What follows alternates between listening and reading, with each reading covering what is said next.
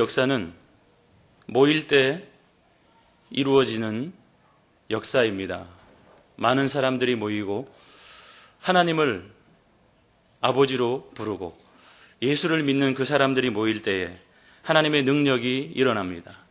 하나님의 이름으로 모이는 그 시간에 하나님께서 우리에게 귀한 사랑을 베풀어 주십니다. 오늘 이렇게 3일 예배를 드릴 때에도 육신의 질병으로 인해서, 연약함으로 인해서 예배에 참석하지 못하는 많은 안타까운 분들이 있습니다. 병석에서 하나님을 사모하지만, 교회에 나와서 예배 드리는 것을 간절히 원하지만 하나님 앞에 나오지 못하는 우리들 주변에 있는 사람들, 혹은 우리 가족에도 우리 교회에 많은 연로하신 어른들이 교회에 나오지 못하는 것 때문에 많이 안타까워하십니다.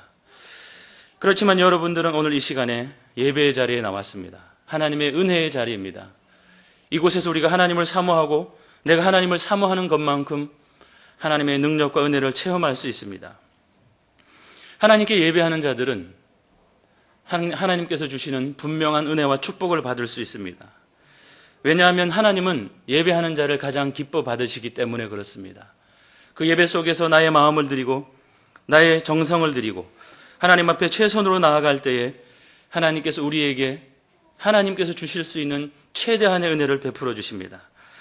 오늘 이 자리에 오신 여러분들도 이미 하나님께서 큰 은혜를 베풀어 주신 것입니다. 이 예배의 자리에 나오시고 예배를 통해서 내가 하나님 앞에 드릴 수 있고 하나님 앞에 나의 열심을, 나의 사랑과 정성을 드릴 수 있기 때문에 그렇습니다. 우리가 보통 알고 있는 것처럼 이 세상은 험난한 인생입니다. 하루하루 살아가는 것이 쉽지 않습니다.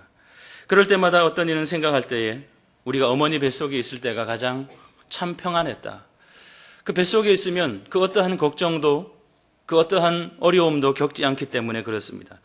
최고의 안락한 장소가 바로 어머니 뱃속이라고 이야기합니다. 그러나 많은 의학자들이 연구와 실험에 의해서 뱃속에 있을 때 그때에 전혀 다른 세상에 있는 것이 아니라 다른 외부의 어떤 영향을 받는다라는 것이 실험에 의해서 밝혀지고 있습니다. 큰 소리가 나면 그 소리가 날 때 태아가 움직입니다. 반응을 합니다. 어떠한 산모는, 그 임신부는 술을 마시면 그 아기가 같이 술에 취한다고 이야기합니다. 담배를 피우면 그 아이에게 심각한 어려움이 미치기까지 합니다. 어머니 뱃속이 가장 평안하고 안정된 곳이라고 말하지만 이제는 그렇지도 않습니다. 우리가 잘 알고 있는 어거스틴은 이렇게 말합니다. 우리가 가지는 이 인생은 항해하는 것과 같다. 우리가 살아가는 이 인생은 수도 없는 어려움과 환란들이 있기 때문에 어느 한순간에 바람이 불어서 풍랑이 일지 못하는, 전혀 예측할 수도 없는 그러한 상황 속에서 살아가고 있다라고 이야기합니다. 그러면서 수많은 사람들이 이 세상을 혼자 살아가고 있는 그 고독을 호소하고 있습니다. 무서움과 두려움을 호소하고 있습니다. 이 사회가 얼마나 무서워졌습니까? 수많은 두려움들이 있습니다. 요즘에 연쇄살인이 많이 일어나고 있는데, 예전에는 어떤 특정한 지역에만 있었는데 요즘에는 온갖 곳을 가리지 않고 일어납니다. 그러한 사고가 일어나는 곳의 사람들은 한밤에 외출하기를 꺼려합니다. 왜 그렇습니까? 두려움 때문에 그렇습니다. 혹시 나에게도 그러한 어려움이 닥치지 않을까? 혹시 나도 큰일을 당하지 않을까? 사람들이 수도 없는 그 두려움을 갖고 있는데 그것은 불확실한 미래 때문에 그런 두려움을 가지고 있습니다. 수많은 일들이 앞으로 내게 닥쳐질 텐데 과연 어떻게 될까? 내가 오늘은 어떻게 살아가는데 과연 내일은 어떻게 살아갈까? 1년 후에는 어떻게 될까? 우리 집에 있는 자녀들은 도대체 어떻게 될까? 상급학교에 진학은 잘할 수 있을까? 결혼해서 잘 살 수 있을까? 그런 수도 없는 걱정들이 끊임없이 우리들의 갈 길을 가로막고 있습니다. 어떤 의지가 강한 사람들은 내가 이제는 절대 두려워하지 않을 것이다. 내가 그 모든 두려움을 이겨낼 것이다. 굳은 결심을 합니다. 결심을 하고 또 해도 엄청난 어려움이 오면 그곳에서 절망할 수밖에 없습니다. 여러분은 두려운 일이 있습니까? 없습니까? 성경에서는 모든 사람이 두려울 수밖에 없다고 이야기합니다. 그래서 이 세상을 살아가고 있는 모든 사람은 그 두려움 때문에 많은 어려움을 겪는데 그것을 어떻게 하면 이기는가? 그것이 가장 큰 강건입니다. 어떻게 하면 그 두려움을 이겨낼 수 있을까? 그래서 믿지 않는 사람들은 그것을 이겨내기 위해서 다른 세상적인 방법들을 개인의 경험을 의지해서 수도 없이 시도합니다. 그러나 궁극적으로 그것은 이길 수 없습니다. 우리 믿는 자들은 그 두려움을 이길 때 어떻게 이겨낼 수 있을까요? 우리 믿는 사람들은 신앙으로 그것을 이겨내야 됩니다. 왜냐하면 다른 것으로 그 두려움을 이겨내도 결국에는 그 두려움을 이겨낸 것이 아니라 또 다른 두려움이 계속 옵니다.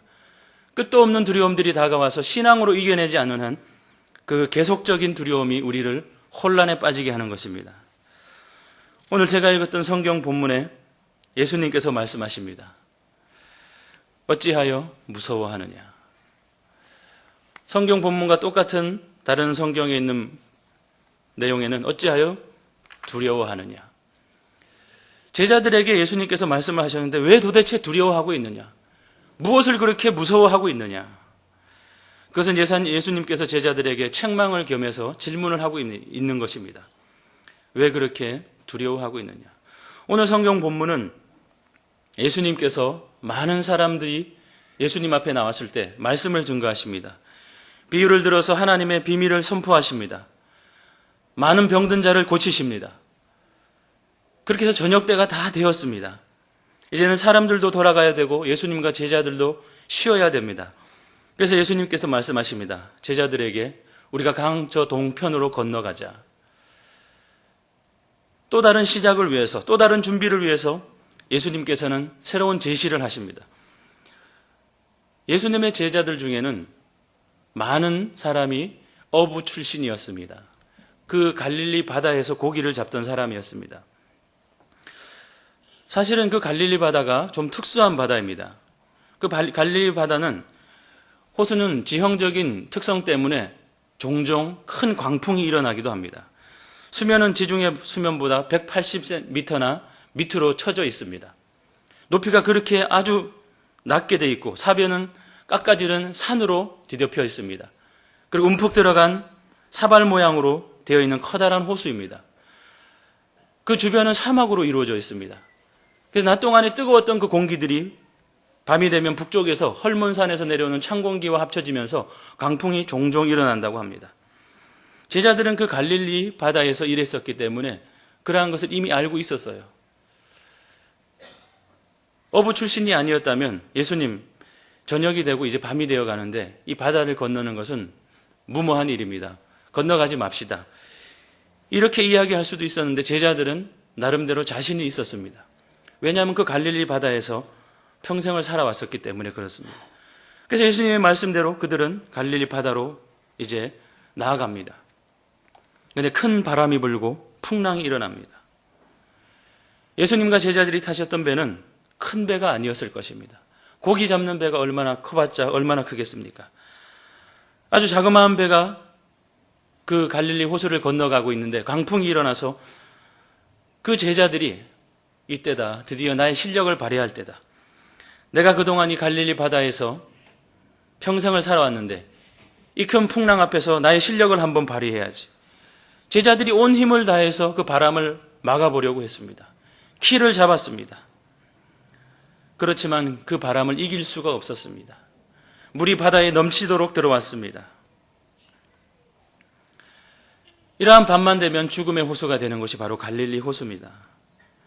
그런데 예수님께서 가자고 하신 겁니다. 예수님께서 제자들아 우리가 저 호수 건너편 동편으로 건너가자. 성도 여러분, 여러분들은 여러분이 어떠한 일을 결정하고 어떠한 일을 행할 때에 가장 중요한 기준을 어디에 두고 있습니까? 예수님께서 지금 제자들에게 가자고 하십니다. 제자들은 그 예수님의 말을 듣고 가는 겁니다. 그것이 어려울 수도 있지만 그래도 예수님이 가자고 하니까 가는 겁니다. 너희만 가라고 하지도 않고 예수님이 그 배에 같이 타셨습니다. 예수님이 그 배에 같이 타시고 함께 가자고 하셨기 때문에 그 제자들은 함께 가는 겁니다. 우리들이 이 세상을 살아갈 때 제자의 모습으로 이 세상을 살아가는데 예수님이 함께 가자고 할 때 여러분 거부하지 마십시오. 예수님이 함께 가자고 하면 그것이 예수님이 있는 곳이라면 우리는 어디든지 갈 수 있고 가야 하는 것입니다. 예수님은 늘 제자들을 그렇게 데리고 다닙니다. 마지막 날 밤 겟세마네 동산에 올라가실 때도 제자들을 모두 다 데리고 올라가십니다. 그 마지막 날 밤 죽음을 앞두고 예수님이 기도할 때에 특별히 3명의 제자를 더 높은 곳에 데려가서 함께 기도하자고 하십니다. 예수님께서 제자들을 데리고 가는 이유는 특별한 이유가 있습니다. 어떠한 목적이 있습니다. 어떠한 것을 가르쳐주기 위해서 그렇게 하는 겁니다. 깨닫기 위해서. 예수님을 따라가는 사람들은 자기 자신이 지금 어떠한 현 위치에 있는지 정확하게 알 수 있습니다. 지금 내 신앙의 위치는 어디에 있는가? 내가 어느 만큼 하나님의 말씀을 순종할 수 있는가? 우리가 예수님으로 말미암아 받은 것은 생명입니다. 생명의 가장 큰 특징은 자라나는 겁니다. 생명은 살아있는 것인데 그 생명은 시간이 지나면 지날수록 저절로 자라납니다. 우리가 아이가 태어나면 아주 조그맣게 태어나죠. 그런데 그 아이가 한 달이 지나면 어느새 커져 있고 1년이 지나면 뛰어다니잖아요. 우리가 예수님으로 말미암아 생명을 얻었는데 우리가 얻은 그 생명은 자라나고 있습니까? 과연 성장하고 있습니까? 하나님 앞에 올바르게 변화가 되고 있습니까? 오늘 성경 본문의 제자들은 예수님을 따라서 그 호수를 건넙니다. 사방이 어둑어둑한 캄캄한 그 호수에 오늘의 이 세대를 가리켜 사람들은 암흑이 가득한 세대라고 합니다. 어두움이 가득한 세대. 어두움이 이 세상을 지배하고 있습니다. 칙칙한 어두움이 깃든 이때에 우리는 어떻게 살아야겠습니까? 우리들은 이 인생의 항해를 살아가면서 참 빛 되시는 예수님을 바라보고 살아야 됩니다. 이 캄캄한 이 세상, 이 캄캄한 어두운 항해를 우리가 죽지 않고 살아갈 수 있는 방법은, 우리가 포기하지 않고 이것을 넘어갈 수 있는 방법은 등대 되시는 예수님, 참빛 되시는 예수님을 바라보고 걸어가야 되는 것입니다. 제자들은 예수님이 가자고 했고 예수님이 친히 그곳에 타셨기 때문에 바다로 나아갔는데 풍랑이 몰아닥칩니다. 놀랍게도 예수님이 타시고 있는데도 풍랑이 그 배를 삼키려고 합니다. 제자들은 온 힘을 다해서 그 풍랑을 막아보려고 했지만 도무지 되지가 않습니다. 이것이 바로 인생이라고 많은 분들이 이야기합니다. 아무리 애를 써도 내 힘으로는 도무지 해결할 수 없는 것. 많은 어른들이 그렇게 이야기합니다. 저는 인생을 많이 살아보지 못했기 때문에 어른들의 말씀을 종종 귀 기울여 듣습니다. 근데 어른들은 이 인생이 그렇게 힘들다고 이야기합니다. 아무리 애를 써도 한순간에 풍비박산이 되는 것, 다 불타버리는 것, 다 떠내려가는 것. 그것이 인생이고 그 인생의 나약한 모습을 늘 발견한다고 이야기합니다. 제자들이 온 힘을 다하고 그 풍랑과 싸워도 제자들은 아무것도 할 수 없습니다. 그러한 와중에 죽음을 앞두고 있는 그 제자들이 언뜻 예수님을 보니까 예수님은 평안히 주무시고 계셔요. 성경학자들은 그 갈릴리 호수를 건너 지르려면 한 30분 정도, 오래 가야 한 1시간 안짝이라고 합니다. 근데 그 짧은 시간 동안에 예수님은 주무시고 있는 겁니다. 제자들은 온 힘을 다해서 그 풍랑과 싸우고 있는데 예수님은 주무시고 도무지 방법이 없어서 이제 제자들이 주무시는 예수님을 깨우면서 이야기합니다. 주여 구원하소서. 우리가 죽겠나이다. 예수님 우리가 죽겠습니다. 우리를 도와보십시오. 누가복음에는 주여 주여 우리가 죽겠나이다. 제발 우리를 살려주십시오. 예수님이 가자고 해놓고 풍랑이 있는데 예수님은 평안하게 주무시고 있습니다. 지금 우리가 죽게 되었는데 우리가 하루 종일 예수님과 함께 일했는데 왜 예수님은 우리가 죽어가는 이것을 돌아보지 않으십니까? 이 말은 제자들이 아주 점잖게 한 말은 아닐 것입니다. 죽음이 눈앞에 왔다 갔다 하기 때문에 아주 다급하게 한 이야기일 것입니다. 어쩌면 예수님을 원망하는 듯이 얘기했을 것입니다. 예수님 도대체 우리를 건너자고 해놓고 왜 우리에게 이러한 어려움을 줍니까? 우리가 죽게 되었는데 왜 우리를 안 돌아봅니까?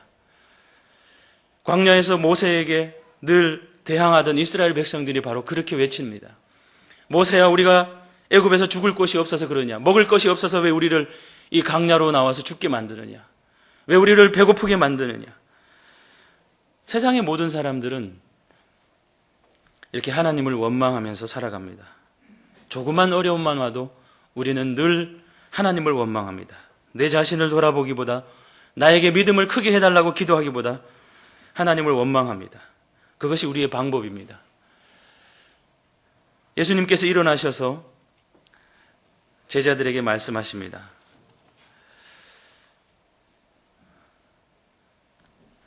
어찌하여 무서워하느냐? 믿음이 적은 자들아. 이러한 모습은 오늘을 살아가고 있는 우리들의 모습과 어쩌면 너무나도 흡사한 모습입니다. 우리가 광적이지는 않지만 나름대로 열심히 신앙생활하고 있습니다. 우리가 나름대로 교회에 봉사도 합니다. 예배에 빠지지 않고 참석합니다. 11조도 드리고요. 건축헌금도 드립니다. 교회에서 기도할 때도 모이고 성경 공부에도 참석합니다. 여러분들은 이 수요일 예배에도 열심으로 참석하고 있습니다. 우리가 시험과 어려움과 풍랑을 만날 때 그때마다 금식하며 기도하며 부르짖습니다. 그래도 우리에게는 어려움이 닥칩니다. 그러할 때 왜 예수님은 우리에게 응답하지 않을까요? 우리가 그렇게 열심히 하나님 앞에 나아가고 교회를 위해서 충성하고 봉사하고 어떤 분들은 열심히 해서 직분도 받게 되는데 왜 하나님은 우리가 그렇게 간절하게 기도할 때 응답하지 않은가요? 왜 주무시고 계신가? 왜 전혀 다른 데를 바라보고 계신가? 어떤 사람들은 예수를 믿으면 사업이 잘 될 거라고 생각합니다. 예수를 믿고 나면 꽉 막혔던 사방의 문제들이 다 해결될 것이라고 생각합니다. 여러분은 어떻게 생각하십니까? 과연 정답은 무엇일까요? 그것은 우리들은 모릅니다. 그것은 하나님만이 아시죠. 하나님만이 열어주시면 열리는 거고 하나님이 막으시면 막히는 겁니다. 잘 되기 때문에 하나님의 축복을 받은 것이고 못되면 하나님의 징계를 받는 것이다. 그렇게 이야기할 수만은 없습니다. 그럼 수많은 믿는 사람들 중에 잘못되는 것이 하나님께 징계를 끊임없이 받는 것입니까? 세상에 믿지 않은 사람들이 잘 되면 그 사람들에게 하나님이 축복을 하는 것입니까? 우리들은 환경을 탓할 수 없습니다. 환경 때문에 기뻐하거나 즐거워하고 혹은 슬퍼하거나 원망할 수 없습니다. 그것은 아주 수준이 낮은 신앙인의 모습입니다. 예수님을 믿고 생명을 얻었는데도 늘 태어난 그 생명만으로 만족하는 사람, 전혀 자라지 않고 전혀 성장하지 않고 전혀 변화가 되지 않는 사람들은 아직도 그 상황 속에서 그 자리에서 헤매고 있는 사람들입니다. 하나님께서는 꼭 결정적인 순간에 주무시고 계셔요. 왜 우리에게 지금 너무나도 중요한 순간에 우리를 왜 안 돌아보시는가? 여러분들도 어렸을 적에 그런 생각 한 번씩 해보셨죠? 나는 분명히 주워왔을 거야. 형은, 저도 생각했는데 형은 제가 태어났을 때부터 있었거든요. 그러니까 형은 엄마 아빠가 낳은 것 같아요. 그리고 동생은 제가 7살 때 태어나는데 제가 동생이 태어나는 걸 봤어요. 그러니까 그 동생도 분명히 엄마 아빠의 애예요. 그렇다면 나는 왜 그런 고민을 하냐면 엄마가 나만 미워하는 것 같아. 나만 야단쳐. 나보고만 뭐라 그러는 거예요. 아, 분명히 우리 엄마가 아니야. 그런 생각을 하는 겁니다. 우리가 하나님을 생각할 때도 그렇게 생각하죠. 왜 저 사람이 기도하면 하나님이 그렇게 응답을 잘해주고 그 사람은 잘 되는데 왜 나만 안 될까? 하나님이 분명히 나만 미워하실 거야. 그런 생각을 하고 있다면 여러분 그 생각을 바꾸십시오. 하나님은 그 사람, 그렇게 생각하고 있는 그 사람을 미워하는 것이 아니라 그 사람에게 더 큰 은혜를 주시기를 원하는 것입니다. 우리가 성경을 읽어보면 하나님을 믿는 사람들이 수많은 어려움을 겪죠. 우리의 대적들이 와서 우리와 싸우자고 합니다. 우리가 한 방에 대적을 물리쳤습니다. 그럼 그 대적이 갔다가 다시는 안 옵니까? 다시 돌아온다 그랬죠. 올 때 어떻게 한다고요? 더 센 자기 편을 데리고 오는 겁니다. 내가 작년보다 올해 더 힘들다고 하면 작년보다 올해 내 믿음이 자라난 겁니다. 나의 신앙적인 능력이 커져가고 성장하고 있는 겁니다. 내 영적인 능력이 하나님을 온전히 사모하고 있는 겁니다. 더 큰 어려움이 오면 올수록 야, 드디어 내가 자라나고 있구나. 내가 하나님 앞에 올바르게 성장하고 있구나. 우리가 지난번에 말씀드린 것처럼 욥기 23장 10절에 보면 무슨 말씀이 있죠?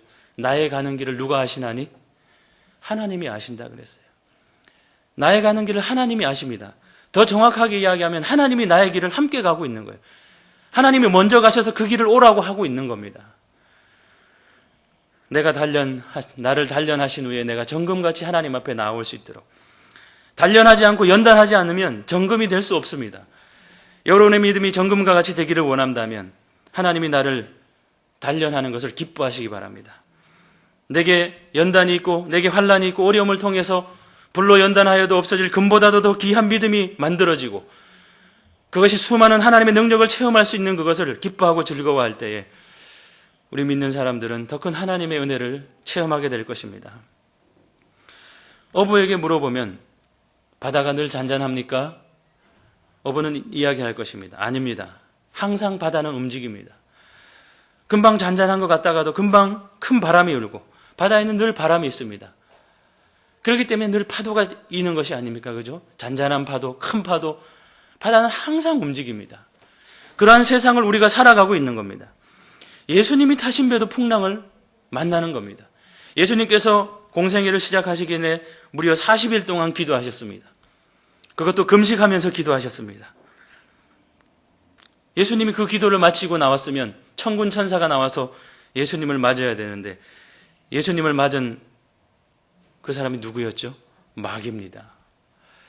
예수님이 큰 능력을 입고 하나님 앞에 공생애를 시작하기 전에 정말 담대하게 기도하고 나왔는데 마귀가 와서 그래 얼마나 기도했나 보자. 예수 당신이 이 세상을 구원하기 위해 왔는데 어느 정도의 능력이 있나 보자. 예수를 시험하는 겁니다. 마귀가. 예수님을 시험한 마귀가 우리를 가만히 내버려 두겠습니까? 우리가 살아가고 있는 이 인생의 항로에 끊임없는 바람을 일으킵니다. 끊임없는 폭풍을 우리에게 줄 것입니다. 그렇게 벌벌 떨고 있는 제자들에게 예수님이 말씀하십니다. 예수님이 제자들을 꾸짖는 겁니다. 어찌하여 무서워하느냐. 그 말은 뭐냐면 무서워할 이유가 없는데 왜 무서워하느냐 이겁니다. 왜 무서워하느냐. 내가 지금 너희와 함께 있는데 왜 무엇을 무서워하느냐. 어찌하여 믿음이 없느냐. 너희가 온갖 경험을 다 가지고 온갖 능력을 다 가지고 해서 안 되니까 그것이 나도 안 될 줄로 아느냐. 일반적으로 생각하면 제자들이 떨면서 예수님을 깨웠을 때 이렇게 말해야 됩니다. 야, 뭐 이 정도 가지고 그렇게 벌벌 떨어? 그 정도로 힘이 없어? 그 정도도 능력이 없어? 너희가 어부 출신인데 그런 기술도 없느냐? 이렇게 말을 하는 것이 정상인데 예수님은 뜬금없이 무엇이라고 이야기하죠? 왜 믿음이 없느냐? 믿음이 없는 것과 그 풍랑과 무슨 상관이 있죠? 여러분 오늘 그것을 알아야 됩니다. 우리가 살아가고 있는 이 세상은 믿음으로 사는 자는 승리합니다. 그러나 믿음으로 살지 않으면 실패합니다. 많은 사람들이 하나님 앞에 나는 기술이 없습니다. 나는 돈이 없습니다. 나는 힘이 없습니다. 나는 시간도 없습니다. 그러한 없는 것이 세상적인 것이 문제가 아니라 하나님께 속한 사람은 믿음이 있느냐 없느냐. 그것이 가장 중요한 문제입니다. 믿음이 있느냐 없느냐. 믿음이 있는 사람에게 기술이 있고 없음이 심각한 문제가 됩니까? 믿음이 있는 사람에게 돈이 있고 없음이 인생의 좌절을 느끼게 합니까? 내가 돈이 없어서 지금 인생의 좌절을 느낀다면 그 사람은 분명히 믿음이 없는 사람입니다. 믿음이 있는 사람은요, 내가 오늘 굶고 내일 굶어도 좌절하지 않습니다. 하나님을 원망하지 않습니다. 참된 믿음은 어떤 환경에서도 하나님을 찬양할 수 있는 것이 참된 믿음입니다. 왜냐하면 우리가 믿음의 대상은 바로 하나님이기 때문에 그렇습니다. 어떠한 상황 속에서도 하나님을 찬송할 수 있는 것, 어떠한 상황 속에서도 어떠한 문제 속에서도 하나님께 감사할 수 있는 것, 그 사람이 참된 믿음을 가진 사람입니다. 좋을 때는 찬양하고 나쁠 때는 불평하는 것은 믿음이라고 말할 수 없습니다. 아니 사실 믿음이 있죠. 그것은 하나님을 가슴 아프게 하는 믿음입니다. 우리가 믿음이 없지는 않습니다. 그런데 우리에게 있는 그 믿음은 하나님을 가슴 아프게 하고 예수님을 이렇게 노엽게 하는 믿음입니다. 믿음이 크게 있는 것 같다가 어느 한순간에는 믿음을 찾아보기 어려울 정도로 순식간에 바뀌어지는 우리의 그러한 믿음들입니다. 그렇다면 믿음이 무엇입니까? 믿음을 한마디로 이야기한다면 철저한 신뢰입니다. 철저한 신뢰. 하나님에 대한 철저한 신뢰. 절대자가 되시는 하나님을 끝까지 신뢰하는 것. 하나님께 철저하게 모든 것을 맡기는 것. 그런데 주로 대부분의 사람들은 내가 할 수 있는 것을 다 해봅니다. 오늘 제자들의 모습이죠. 어떠한 문제가 오면 이 문제는 이렇게 하면 되겠지 하고 할 수 있는 것을 다 해봅니다.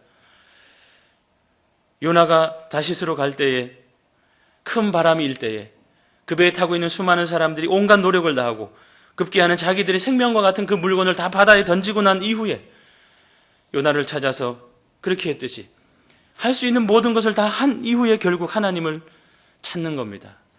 그러나 믿는 사람들은 순서가 바뀌어야 돼요. 큰일이면 하나님을 찾아야 됩니다. 그럼 작은 일일 때는 어떻게 해야 되죠? 그것도 당연히 하나님을 찾아야 됩니다. 우리에게 있는 큰일이든 작은 일들은 모든 것을 하나님을 찾아야지 해결될 수 있습니다. 여러분, 작은 일은 내가 해결할 수 있습니까? 절대 아닙니다. 아이성을 치러 갔던 이스라엘 군인들이 어떻게 했었습니까? 그 조그만 아이성을 무시하고 그냥 우리가 대충 요즘에 유행하고 있는 그까의 것 그냥 가서 한번 바람만 불면 되겠지. 그러나 그 아이성에서 대패를 하고 오는 겁니다. 큰 문제도 하나님께 맡겨야 되고 지극히 조그만 문제도 하나님께 분명히 맡겨야 됩니다. 바로 여러분들이 그러한 여러분들이 되기를 바랍니다. 우리 믿는 사람들의 믿음은 세상 사람들은 보고 나서 믿습니다. 이것이 분명히 있구나. 그러나 믿는 사람들은 믿고 보는 겁니다. 그 차이가 어마어마한 차이입니다. 세상 사람들은 보고 나서야 믿지만 우리는 보지 않고 믿으면 그게 보여집니다. 히브리서에 있는 말씀이 바로 그러한 말씀입니다. 예수님께서 그 제자들을 그렇게 책망하시면서 내가 언제까지 너희와 함께 있어야지? 내가 함께 있는데 너희가 무엇을 두려워하고 무엇을 무서워하느냐? 왜 너희에게 믿음이 없느냐? 이제는 우리가 점점 더 자라나야 되는 그 모습과 그 단계가 있습니다. 예수님이 제자들에게 하신 말씀은 오늘 우리들에게도 똑같이 하고 있는 말씀입니다.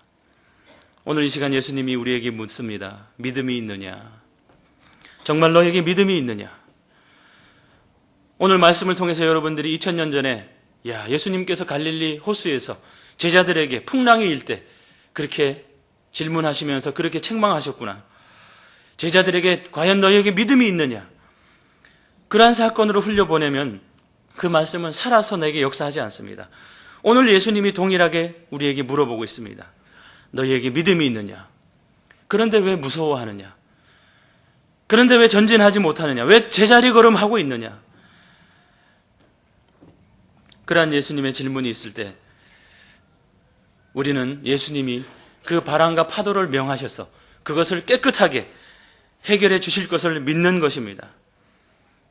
예수님께서는 바람과 파도를 명하셔서 그 모든 문제를 단 한순간에 해결해 주셨습니다. 성도 여러분, 여러분에게 있는 그 바람과 그 풍랑과 그 폭풍들이 도무지 내가 해결할 수 없는 그 어려운 문제들이 예수님의 한마디로 해결이 됩니다. 예수님 앞에 나와서 예수님, 나를 살려주십시오. 예수님, 나의 길을 열어주십시오. 성도 여러분, 제자들이 그 풍랑이 일어났을 때 바로 예수님을 깨울 때 어떻게 깨울까요? 예수님, 풍랑이 일어납니다. 어떻게 일어나서 한번 해보십시오. 그것보다도 풍랑이 일어났을 때 바로 예수님께 이야기해도 예수님, 바람이 너무 불고 풍랑이 일어났는데 우리를 살려주십시오. 잘못하면 죽게 되었습니다. 예수님을 깨우는 그 말의 내용은 비슷할 것입니다. 그런데 무엇이 문제냐면 일이 있을 때 바로 예수님을 찾지 않은 겁니다. 예수님을 찾으면서도 두려워 떨고 있다는 것입니다.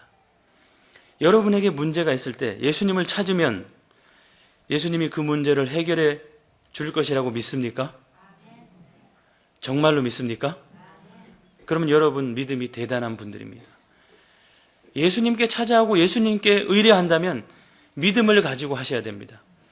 믿음을 갖지 않고 아무리 기도해도 그 기도는 절대로 안 이루어집니다. 믿음을 가지고 제자들이 예수님을 깨울 때 예수님은 우리를 살려주실 수 있을 거예요. 그럼 두려워 떨 필요가 없지요.